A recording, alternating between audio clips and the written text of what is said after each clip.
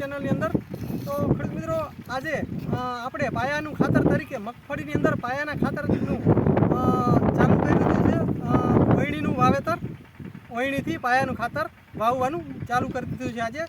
તો આપણે પાયાના ખાતર તરીકે શું વાપરીએ છીએ આ વર્ષે, તો તેની ખાસ માહિતી છે અને કયું ખાતર આ વખતે આપણે લઈ આવ્યા છીએ।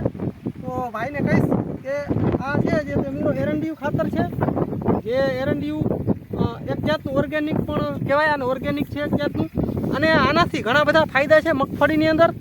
આ ખાતરથી જે આપણે ફૂગ આવે છે, ફૂગમાં સારો એવો નિયંત્રણ થાય છે આ ખાતરથી। પછી ત્યારબાદ મિત્રો રીસીનું છે, ન્યુટ્રી શક્તિ જે આવે છે રીસી કંપનીનું, તેના મિત્રો તમને ખાતર બતાવીશ। આ ટાઈપના છે રીસી ખાતર, જે રીસી કંપનીનું ખાતર છે, ન્યુટ્રી શક્તિ છે મિત્રો આનું નામ છે। તો કોઈ પણ એગ્રોની અંદર તમને મળી રહેશે ન્યુટ્રી શક્તિ। અલગ અલગ મિત્રો વેરાયટીમાં છે, અંદર બેગ પેકિંગમાં બેગ નીકળે છે, તો તમે જોઈ શકો છો ન્યુટ્રી શક્તિ છે મિત્રો આ। અને આ જે છે સલ્ફર છે મિત્રો, સલ્ફર પણ ભેગમાં આપ્યું છે। તો ખેડૂત મિત્રો આ વર્ષે આપણે જે ડીએપી આવે છે તે ડીએપીની જગ્યાએ આપણે ન્યુટ્રી શક્તિ વાપર્યું છે, અને એરંડિયું ખાતર, જો કે એરંડિયું ખાતર આપણે જયસાલ પણ વાપર્યું હતું। એરંડિયા ખાતરથી મગફળીની અંદર એક પણ ફૂગનું એક છોટું નહોતું આપણે ઉતરું, અને જે આપણે મુંડા આવે છે મુંડા પણ નહોતા આવ્યા। તો આ ખાતરમાં ઘણા બધા ફાયદા છે।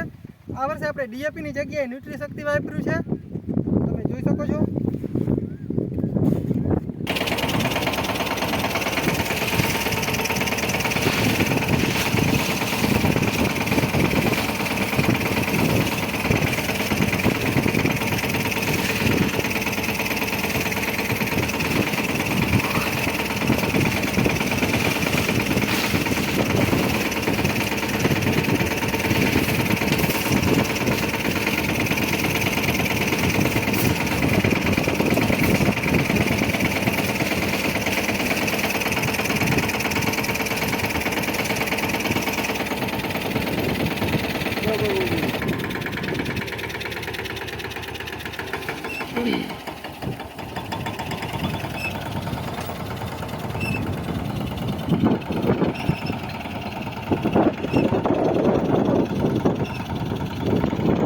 તો ખેડૂત મિત્રો આપણે જે પાયાનું ખાતર છે એ અત્યારે નાખવાનું ચાલુ છે, વયણીથી વાવવાનું ચાલુ છે।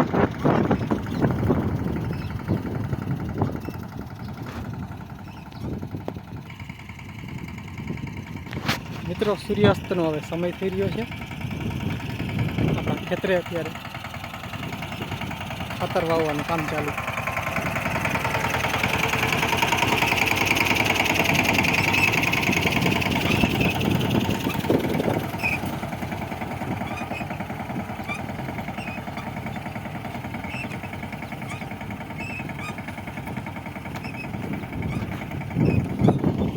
ભાગમાં ખાતર હોવાઈ ગયું ખેડૂત ભાઈઓ, અને આમાં હાલની અંદર ચાલુ છે। તો મિત્રો